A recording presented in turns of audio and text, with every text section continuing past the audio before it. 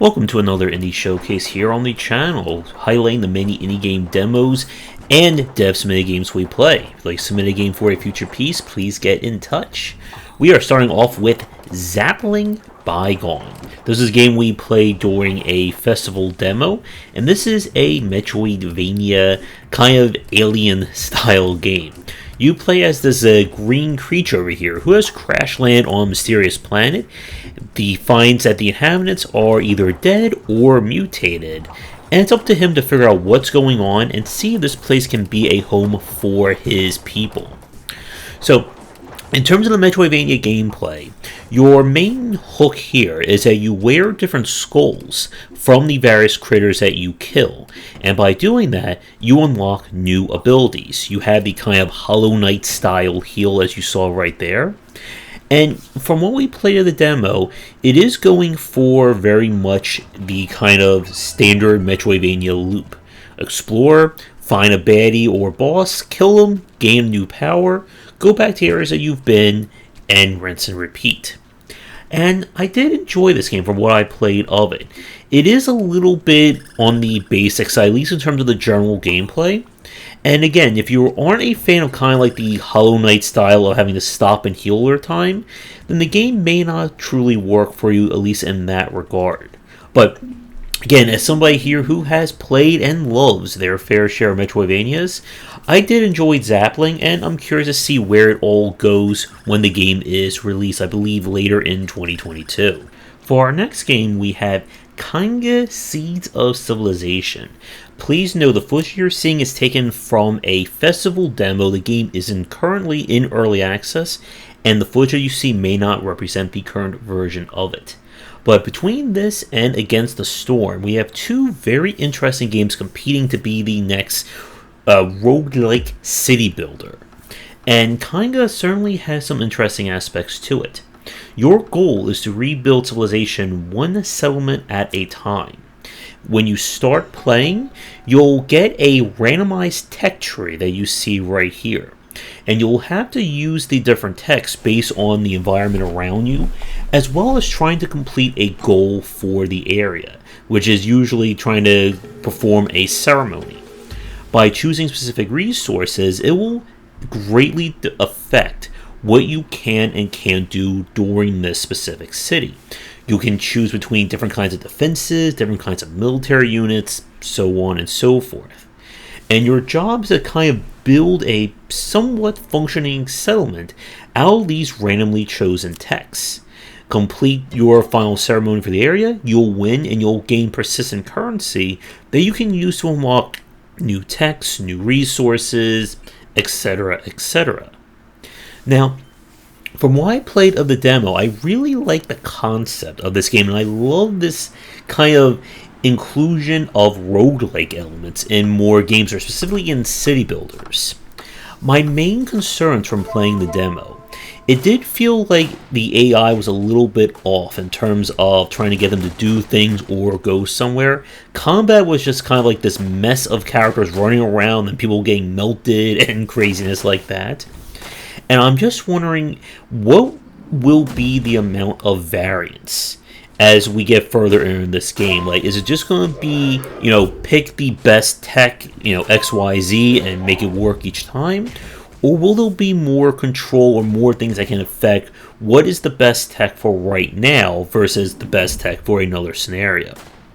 So, like I said, I don't have any first-hand impressions of the early access build, but I would say if you are a fan of city builders and looking for something different, much like Against the Storm, definitely keep an eye out for this one and see where it goes. Now up we have the game Lens Island. This is another demo that we played with the game on early access right now, so of course what you see may not represent the current version of it. And this is a game that is kind of like, what if we combined a survival style game with the kind of farming, management, and fighting of a Stardew Valley?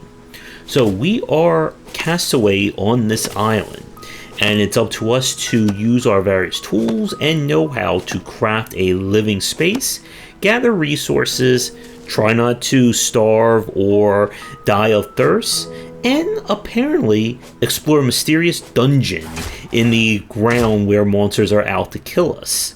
So the game is definitely trying to check off a lot of different boxes in terms of what it wants to be.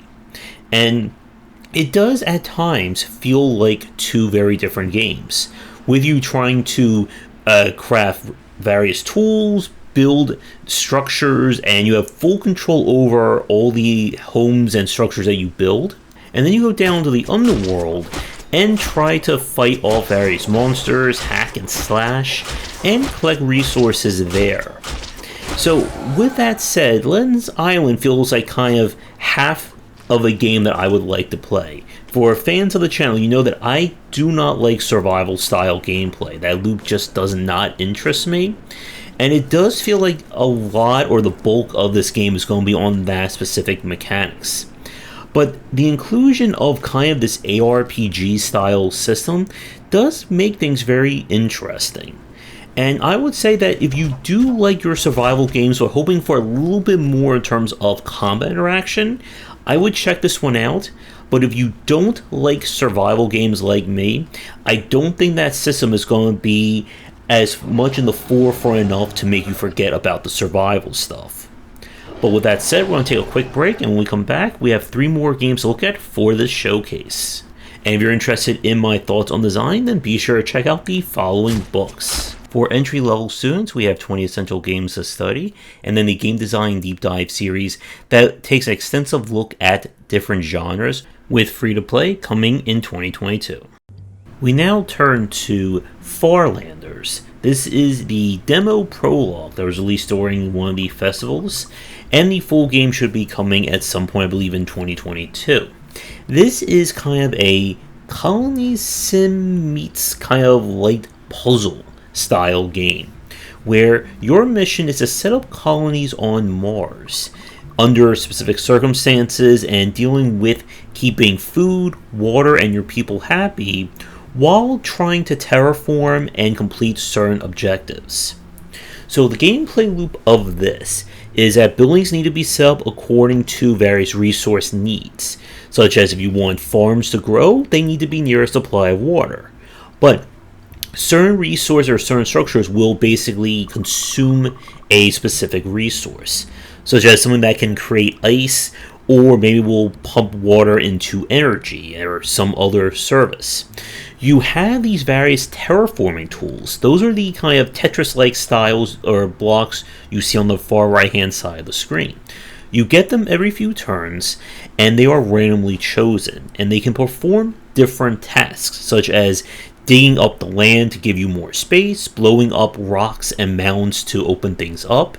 And the challenge of all this is trying to complete the different conditions of the scenario, which, at least from the demo that we played, seem to be mostly get as many colonists or hit a certain threshold within X amount of turns.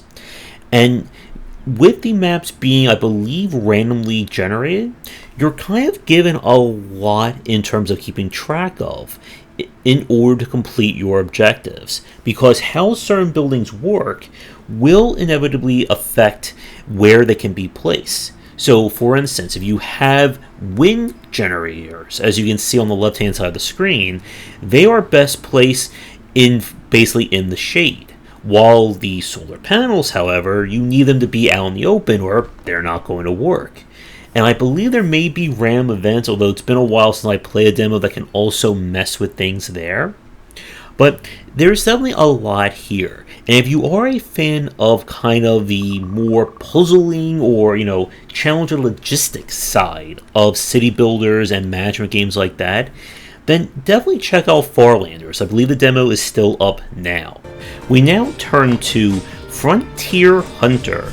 This is another demo that we played, and this is a Metroidvania game that basically is trying to do a lot of different things with it. It falls more on the kind of, I guess, quote-unquote, Igavania style, as you can equip different abilities, get different weapons, upgrade your character, and so on.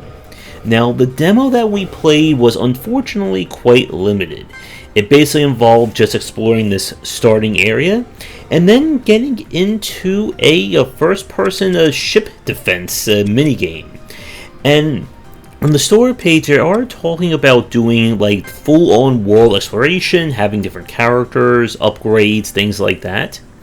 And from what I played of this one, while it doesn't seem to be kind of breaking the mold in terms of its systems as we've seen with other Metroidvania games, it did have a good feel to it.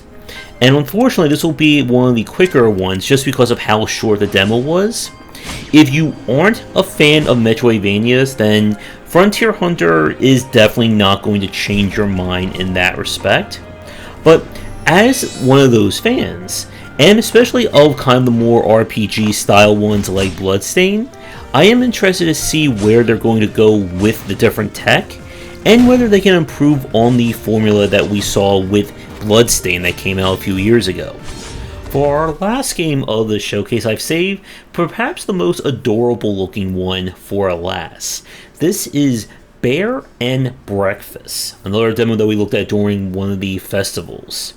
Our concept is this: we are a bear, and one day while wandering around, we stumble across a abandoned bed and breakfast. And one thing leads to another, and we decide to become the manager and fix this place up. And there may be some dark, evil secret as well in the wilderness as well, but we're here just to take care of our various clients and needs. So the game itself is essentially kind of like the, building style of something like Prison Architect or Colony Sim style games like RimWorld and Dwarf Fortress, where you'll assign areas into various zones or rooms, fill those rooms up with the items that are requested, and that room basically becomes active. You're trying to build each room up so that your clients are happy, they'll give you better reviews and ratings, which will get more people to come. And the game hints at there being a lot more to it, including finding enemies who may try and attack you, and searching for just what happened to this bed and breakfast, where are all the other humans, and why are people trusting a bear to run their B&B? Or I guess it's a BB&B. But I like this game. This is one of those games that I just found as a lark during the festival of demos. I was surprised that I was enjoying it or at what I was seeing. If you do like management style games with that kind of oddity or weirdness to them, I would say check this one out. From when I play the demo, it is, at least on the kind of management or constructing side of things, you really have seen this kind of gameplay before, especially if you've played something like Prison Architect or RimWorld, but it's all wrapped up in a very charming aesthetic and tone. And I'm just, again, really curious about where, the weirdness and the craziness come in with this one. But that's going to do it for this showcase. As always, do the liking, subscribing, commenting people will tell you to do. If you'd like to submit a game for a future piece, please get in touch. Check out our Discord and Patreon link down below, and come back for daily discussions on game design here and on game wisdom, where some of the art and science of games. Until next time, take care.